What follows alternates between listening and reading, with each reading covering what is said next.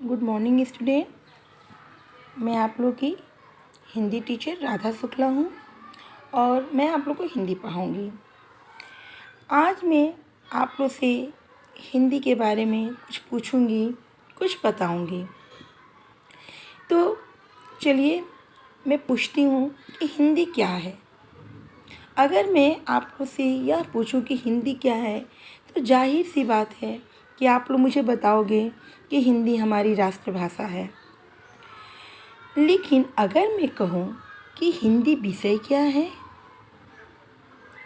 तो विषय जिसको आप लोग इंग्लिश में सब्जेक्ट कहते हो, तो हिंदी भी एक सब्जेक्ट है, एक विषय है।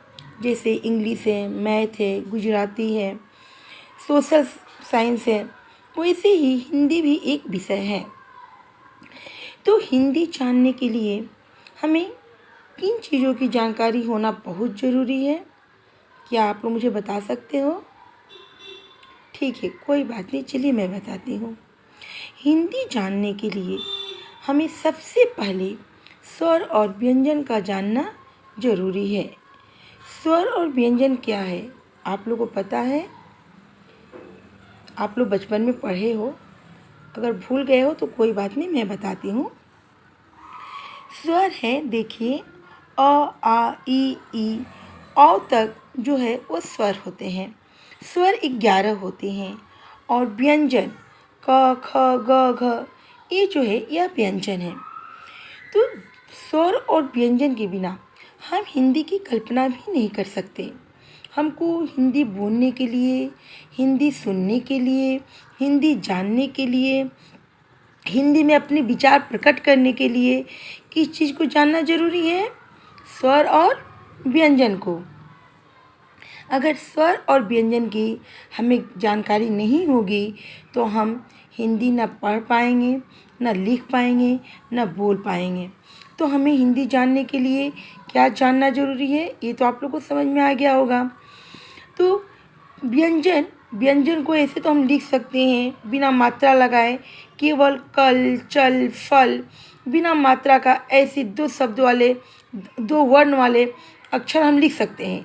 लेकिन जब हमको किसी शब्द को लिखना हो, किसी वाक्य को लिखना हो, वाक्य जिसको सेंटेंस बोलते हैं, तो उसके लिए हमें स्वर की सहायता लेनी पड़ती है।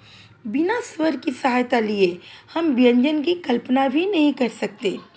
जैसे सपोज डैट हमें का लिखना है, हमें खा लिखना है, तो हमें क्या करना पड़ेगा? अब क में जब तक हम आ की मात्रा नहीं लगाएंगे हम का नहीं लिख सकते। तो हमें आ से कहना पड़ेगा कि भाई मुझे आ की मात्रा आप दे दो, ताकि मैं व्यंजन में लगा के और उसको का बना दूं।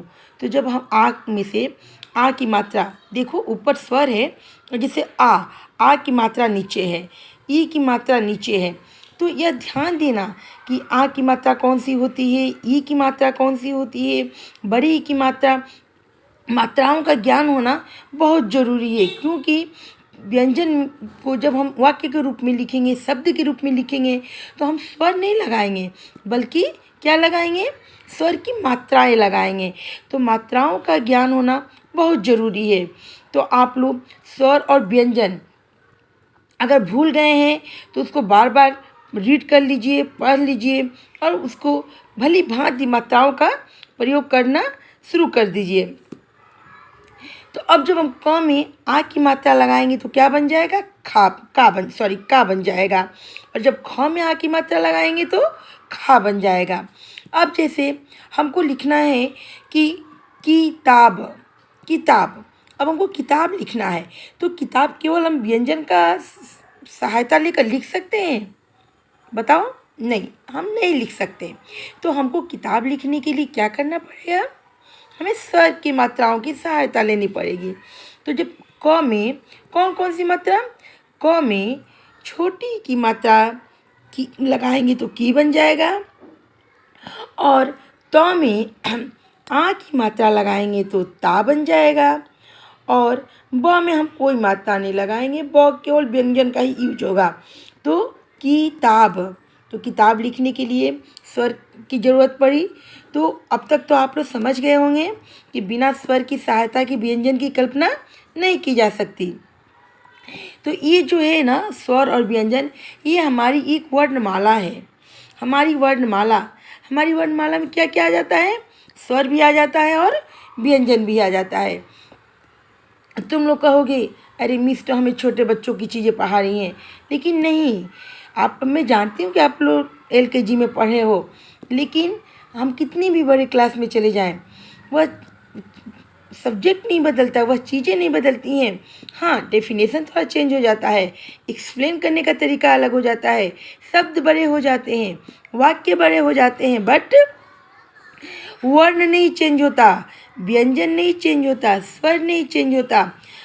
क्या बड़े क्लास में आ गए हो तो ऐसा है कि क का यूज नहीं होता है, ख का यूज नहीं होता है, अ का यूज नहीं होता है, आ का यूज होता है ना?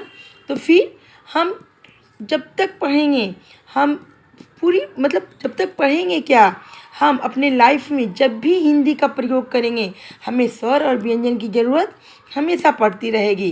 तो अब आप लोग यह पूरी तरह से समझ गए होंगे कि हिंदी की कल्पना बिना स्वर और व्यंजन के हम कदापि नहीं कर सकते।